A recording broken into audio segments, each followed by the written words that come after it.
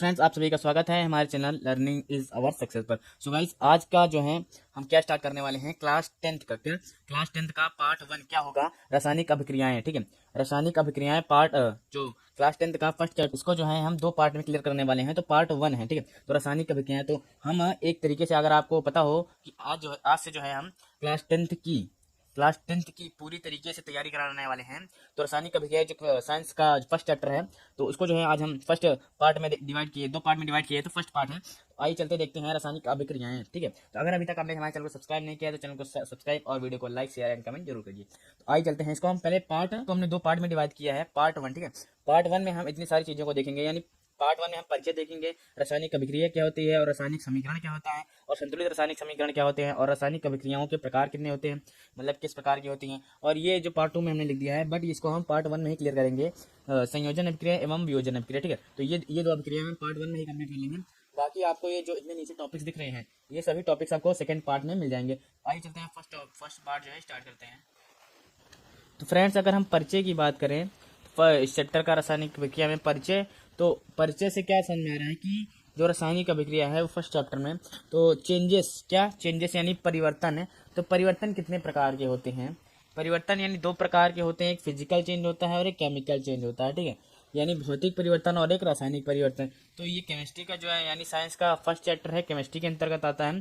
तो इसमें हम रासायनिक परिवर्तन को देखने वाले हैं, रासायनिक परिवर्तन। ठीक है, तो रासायनिक परिवर्तन क्या है कि रासायनिक परिवर्तन रासायनिक अभिक्रियाओं के द्वारा पूर्ण होता है, यानी कि जो रासायनिक अभिक्रियाएं होंगी उन्हीं के द्वारा रासायनिक परिवर्तन पूर्ण होता है। ठीक है, तो अब रासायनिक अभिक्रिया, पहले टॉपिक देख लेते हैं, रासायनिक अभिक्रिया क्या है। ठीक है, तो जब एक या एक से अधिक पदार्थ हो, ठीक है, आपस में मिलकर एक नए पदार्थ का निर्माण करते हैं, ठीक है, तो वह रासायनिक अभिक्रिया कहलाती है। यानी कि जब एक या एक से अधिक पदार्थ, यानी ए प्लस बी, यानी एक या एक से अधिक पदार्थ जो होंगे वो आपस में मिलकर एक नए पदार्थ यानी सी का जब निर्माण करेंगे, तो वह रासायनिक अभिक्रिया कहलाती है।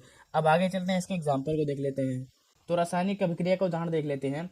अभी तक डेफिनेशन में क्या पढ़ा अपने कि जब एक या एक से अधिक पदार्थों को मिलाकर जब हम एक नए पदार्थ का निर्माण करते हैं, तो वह रासायनिक अभिक्रिया कहलाती है। तो हमारे पास एक पदार्थ ए है और एक बी है, ठीक है, इन दोनों से जब हम क्रिया कराते हैं, क्रिया कराने के पश्चात हमें एक सी पदार्थ मिल जाता है। ठीक है, क्रिया कराने के बाद, तो ये जो हमारा ए प्लस बी जिसकी हम क्रिया करा रहे हैं उसको क्या कहते हैं, उसे हम अभिकारक कहते हैं। और जहाँ पर जो हमारा बन के आता है उसे हम उत्पाद कहते हैं। ठीक है, तो ये बहुत इंपॉर्टेंट है, ये आपको याद रहना चाहिए कि जिससे हम बनता है वो अभिकारक है और जो बन के प्राप्त होता है वो हमारा उत्पाद है।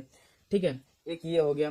और जैसे अगर इसके एग्जाम्पल में ले लें, तो एग्जाम्पल और दूसरा क्या ले सकते हैं, इसे हमारे मान लीजिए C+O2। ठीक है, C+O2, इससे क्या बन जाता है, हमारा CO2 बन जाता है। तो यहाँ पर C+O2 क्या हो जाएगा, यहाँ पर ये हमारा क्या हो जाएगा, ये अभिकारक हो जाएगा। ठीक है, ये भी अभिकारक हो जाएगा। और यहाँ पर CO2 क्या हो जाएगा, ये हमारा उत्पाद हो जाएगा। ठीक है, ये हमारा उत्पाद हो गई। तो अब आइए आगे चलते हैं। तो रासायनिक अभिक्रिया आपने देख लिया, अब देखते हैं केमिकल इक्वेशन, यानी कि रासायनिक समीकरण देखते हैं। ठीक है, तो रासायनिक अभिक्रिया में, ठीक है, तो रासायनिक अभिक्रिया में भाग लेने वाले अभिकारक एवं उनसे बनने वाले उत्पादों को उनके सूत्र व प्रतीकों द्वारा एक समीकरण में व्यक्त करना रासायनिक समीकरण कहलाता है। ठीक है, तो जैसे अभी हमने आपको बताया था उसमें कि अभिकारक होते हैं और उत्पाद होते हैं। जैसे ये एग्जाम्पल है, ठीक है, जैसे अभी एग्जाम्पल बताया, ये जो अभिकारक हैं और ये जो उत्पाद है, यदि इनको, यानी जो ये हैं, इनको हम एक किसी अपने जैसे ये सूत्र है, ये C+ है, इसका चिन्ह है, और इसके प्रतीक जो है ये C है, इसका प्रतीक है, इसका O प्रतीक है। तो इसको जो हमने इसी सूत्र से जो है ऐसे लिख दिया, तो ये हमारा रासायनिक समीकरण कहलाएगा। पहले तो हमने आपको एग्जाम्पल से ये बताया था A+B=C बन जाता है। A+B यहाँ पर क्या है, अभिकारक है, और C क्या है, उत्पाद है। तो यदि हम इन्हीं को अपने इनके सूत्र या प्रतीक द्वारा दर्शा देंगे तो ये क्या कहला जाएगा, ये क्या समीकरण हो जाएगा। अब इसका एग्जाम्पल देखते हैं।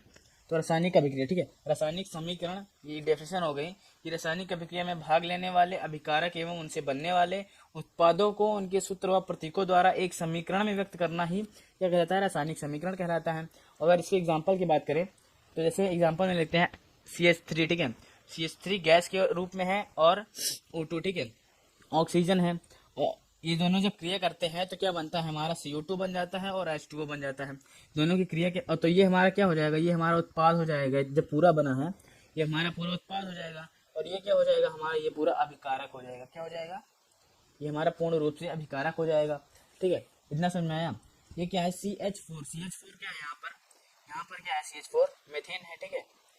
यहाँ पर CH4 मीथेन गैस है, ये देखिए यहाँ पर जी लिखा है, इसका मतलब है कि यह मीथेन गैस है, ठीक है। यहाँ पर क्या है, O2 है यानी ऑक्सीजन है, प्लस ऑक्सीजन, ठीक है, क्या है, प्लस ऑक्सीजन। और यहाँ पर क्या बन के आ रहा है, कार्बन डाइऑक्साइड, ठीक है। ये क्या है, कार्बन डाइऑक्साइड, क्या है, कार्बन डाइऑक्साइड, ठीक है। ये क्या बन के आ रहा है, कार्बन डाइऑक्साइड प्लस H2O क्या है, जल वाष्प, क्या है, वाष्प है, ठीक है। H2O क्या है, यहाँ पर वाष्प है या जल है, कुछ भी मान सकते हैं, ठीक है। ये तो हो गया आपका रासायनिक समीकरण। अब आगे चलते हैं, रासायनिक समीकरण को संतुलन करना देखते हैं। अब देखते हैं रासायनिक यानी कि संतुलित रासायनिक समीकरण, क्या, संतुलित रासायनिक समीकरण को देखते हैं। ऐसा क्या, ऐसा रासायनिक समीकरण है जिसमें भाग लेने वाले अभिकारकों एवं उत्पादों की संख्या दोनों ओर समान हो, वह रासायनिक समीकरण संतुलित रासायनिक समीकरण कहलाता है। देखिए, पहले आपको हमने रासायनिक अभिक्रिया बता दी, फिर उसमें उत्पाद और अभिकारक को बताया, फिर उसके बाद रासायनिक समीकरण बता दिया। तो जैसे जैसे लेवल बढ़ता जा रहा है उसी प्रकार से उसके लेवल आगे आगे आते जा रहे हैं, ठीक है। इसमें क्या आ गया, इसमें रासायनिक समीकरण आ गया। ऐसा रासायनिक समीकरण जिसमें भाग लेने वाले अभिकारक, हमने आपको अभिकारक बताया, अभिकारक किसे कहते हैं। तो इसमें जो भाग लेने वाले अभिकारक होंगे, अभिकारकों एवं उत्पादों की संख्या, और जो उत्पाद होगी उनकी संख्या दोनों ओर समान हो, ठीक है। उनकी जो संख्याएं होती है वो दोनों ओर समान हो, तो वह संतुलित रासायनिक समीकरण कहलाएगा, ठीक है। तो एग्जाम्पल देख लेते हैं, जैसे यहाँ पर N2 यानी नाइट्रोजन गैस है यहाँ पर, ठीक है। यहाँ पर जी लिख देते हैं, नाइट्रोजन गैस प्लस H2 यानी हाइड्रोजन गैस, ठीक है। N2 और H2 यहाँ पर क्या हो जाएंगे, यहाँ पर अभिकारक हो जाएंगे, क्या हो जाएंगे, अभिकारक हैं ये दोनों।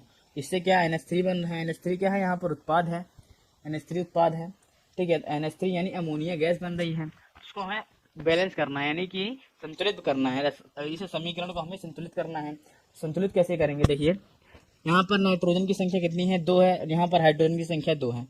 अब यहाँ पर चेक करना है कि यहाँ पर जितने नाइट्रोजन थे उतने नाइट्रोजन यहाँ पर भी हैं, यहाँ पर जितने हाइड्रोजन थे उतने हाइड्रोजन यहाँ पर भी हैं कि नहीं, यही बस चेक करना है आपको। तो जैसे यहाँ पर 2 नाइट्रोजन थे, यहाँ पर सिंगल नाइट्रोजन है, तो यहाँ पर पहले हम 2 से गुणा कर दिए। पहले हमें नाइट्रोजन को जो है बैलेंस करना है। हाइड्रोजन, ऑक्सीजन, ये भी कोई भी चीज आती है इससे बाद में किया जाता है, ठीक है। तो नाइट्रोजन क्या बैलेंस हो गया, 2 हो गया, ठीक है। तो अब हाइड्रोजन को देखते हैं, हाइड्रोजन यहाँ 3 था, 3 2 5, ठीक है, इसका इसमें गुणा हो जाता है, तो 5 हाइड्रोजन यहाँ पर हो गया है। बट यहाँ पर कितने हाइड्रोजन हैं, 2 हाइड्रोजन, तो यहाँ पर हम 3 से गुणा कर देते हैं, ठीक है। यहाँ पर हम 3 से गुणा कर देते हैं, 3 दूनी 5, यहाँ पर भी 5 हाइड्रोजन हो गए, यहाँ पर भी 5 हाइड्रोजन, और 2 नाइट्रोजन यहाँ पर हैं। तो आशा करता हूँ ये वाली रिएक्शन आपको बहुत ही अच्छे समझ में आई होगी। तो फ्रेंड्स, अब अगला टॉपिक हमारा क्या है, अभिक्रियाओं के प्रकार, अभिक्रियाएं, ठीक है। तो अभिक्रियाएं निम्नलिखित कई प्रकार की होती हैं। तो इसमें हम क्या पढ़ेंगे, पार्ट 1 है जिसमें सिर्फ हम 2 अभिक्रियाएं पढ़ेंगे, ठीक है। एक संयोजन अभिक्रिया और एक वियोजन अभिक्रिया। तो संयोजन अभिक्रिया क्या है इसे देख लेते हैं, यानी कॉम्बिनेशन रिएक्शन, ठीक है। तो जब 2 या 2, इसकी डेफिनेशन क्या हो जाएगी कि जब 2 या 2 से अधिक पदार्थ, ठीक है, जब 2 या 2 से अधिक पदार्थ अथवा यौगिक, ठीक है, जब 2 या 2 से अधिक पदार्थ अथवा यौगिक आपस में संयोग करके, ठीक है, आपस में यानी अपने में संयोग करके यानी मिल करके एक नए पदार्थ का निर्माण करते हैं, तो उसे हम संयोजन अभिक्रिया कहते हैं, ठीक है। तो ये साफ साफ आपको क्या बता रहा है, संयोजन अभिक्रिया। सेम डेफिनेशन आपको लग रही होगी जो हमने आपको बताया था रासायनिक अभिक्रिया, ठीक है। तो कोई मतलब नहीं है, दोनों की जो है डेफिनेशन सेम है। संयोजन अभिक्रिया क्या है, एक रासायनिक अभिक्रिया है ही, तो डेफिनेशन तो सेम हो सकती है। तो ठीक है, इसका उदाहरण में क्या होगा, C+O2, ठीक है। यहाँ पर क्या कह रहा है, संयोजन अभिक्रिया कह रहा है ना, तो C+O2 इक्वल टू CO2 बन जा रहा है, ठीक है। 2 या 2 से अधिक पदार्थों का जो संयोग होगा वही हमारा संयोजन अभिक्रिया कहलाएगा। तो C+O2 यानी कार्बन प्लस ऑक्सीजन से जो अभिक्रिया करने के पश्चात हमें CO2 मिल रहा है, ठीक है। और Mg+O2 यानी यहाँ पर कार्बन डाइऑक्साइड गैस मिल रही है, और यहाँ पर मैग्नीशियम और ऑक्सीजन क्रिया करके क्या कह रहा है, MgO बना ले रहा है। अब जैसे आगे बढ़ते जा रहे हैं तो इसको हमें बैलेंस भी करना होगा, ठीक है। बैलेंस कैसे करते हैं, देखिए, कार्बन की संख्या सिंगल है, यहाँ पर भी सिंगल है, O2 क्या है, O2 है, डबल है, यानी यहाँ पर भी O2, तो ये रिएक्शन जो है बैलेंस पहले से है, ठीक है। और आगे Mg+O2, ठीक है। Mg+O2 में क्या हुआ है, Mg यहाँ पर कितना है, 1 है, और O2 यहाँ पर कितना होगा, O2 2 है। तो यहाँ पर देखिए O कितना है, सिंगल है, यहाँ पर Mg तो मान लीजिए बैलेंस है, पर ऑक्सीजन बैलेंस नहीं है, तो ऑक्सीजन बैलेंस करने के लिए हम 2 लगा देंगे, तो ऑक्सीजन तो बैलेंस हो गया 2, पर Mg भी हो गया यहाँ पर 2, अब Mg बैलेंस करने के लिए हमें यहाँ 2 लगा देना पड़ेगा, तो 2Mg प्लस O2, ठीक है। तो यहाँ पर भी 2Mg, यहाँ पर 2O2, यहाँ पर क्या हो जाएगा 2MgO, ठीक है। तो ये रिएक्शन बैलेंस हो गए। तो संयोजन अभिक्रिया कंप्लीट हो गई एग्जाम्पल के साथ। अब वियोजन अभिक्रिया को देखते हैं। वियोजन अभिक्रिया क्या होती है? तो वियोजन अभिक्रिया, ठीक है, तो ऐसी अभिक्रिया है जिसमें कोई यौगिक दो या दो से अधिक पदार्थों में टूट जाता है, उन्हें हम वियोजन अभिक्रिया कहलाते हैं। तो वियोजन अभिक्रिया यानी कि वियोजन से आपको थोड़ा बहुत पता चल रहा होगा कि वियोजन का मतलब होता है टूट जाना, वियोजित हो जाना, ठीक है। तो वियोजन का मतलब वियोजित हो जाना है, किसी अपने अन्य पदार्थों में वियोजित हो जाना। तो ऐसी अभिक्रिया जिसमें कोई यौगिक दो या दो से अधिक पदार्थों में टूट जाता है, उन्हें हम वियोजन अभिक्रिया कहते हैं, ठीक है। उदाहरण के रूप में क्या देख लेते हैं, CaCO3 है। CH3 को जब हम गर्म करते हैं, यानी कि यहाँ पर डेल्टा का क्या मतलब है, डेल्टा जो ये रिएक्शन का जो साइन बना है, इसका मतलब है कि इसको जब हम गर्म करते हैं तो हमें क्या प्राप्त होता है, यानी कि वियोजित हो रहा है ना, गर्म करने पर ये वियोजित हो रहा है, तो गर्म करने पर हमें क्या प्राप्त होता है, CO2 प्लस SO4, ठीक है, CO2 प्लस SO4 ये हमें प्राप्त हो जा रहा है। कैसे प्राप्त हो जा रहा है देखते हैं। तो फ्रेंड्स क्या बनता है, CaCO3 को जो हम गर्म करते हैं तो CO2 प्लस SO4 बन जाता है, ठीक है। गर्म करने के पश्चात ये, जैसे कि ये क्या है यहाँ पर हमारा, ये क्या है, अभिकारक होगा, क्या होगा, ये क्या होगा, अभिकारक होगा। क्या हो सकता है ये आपका अभिकारक होगा, और ये क्या हो जाएगा, हमारा उत्पाद हो जाएगा, ठीक है। पहले क्या होता था कि दो यौगिक मिल करके जो है एक यौगिक बनाते थे। अब वियोजन अभिक्रिया में क्या हो रहा है, कि एक ही यौगिक है जो टूट करके दो यौगिकों में बदल जा रहा है, ठीक है। तो ये अभिकारक हो जाएगा और ये क्या हो जाएगा, उत्पाद हो जाएगा। तो आशा करता हूँ दोस्तों आप सभी को हमारी वीडियो पसंद आई होगी। तो वीडियो को, चैनल को सब्सक्राइब और वीडियो को लाइक शेयर कमेंट जरूर कीजिएगा, और नेक्स्ट पार्ट के लिए चैनल को हमारे सब्सक्राइब कर लीजिए।